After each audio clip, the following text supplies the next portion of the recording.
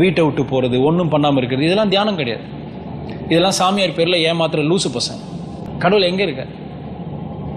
எல்லா இடத்துலையும் இருக்கார். ஆனால் எங்கே உணர முடியும்? இங்கே மட்டும்தான் உணர முடியும். அதை உணரத்துக்கான வழி என்ன?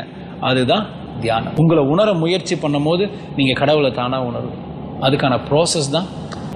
அடுத்த நிமிஷம் நாளைக்கு என்ன பண்ணணும்னு யோசிக்க தேவையில்லை. இப்போ என்ன பண்ணு, இப்பயே இந்த நொடியே இந்த சனமே உட்காந்து நீங்கள் கடவுளோட கனெக்ட் பண்ணலாம்.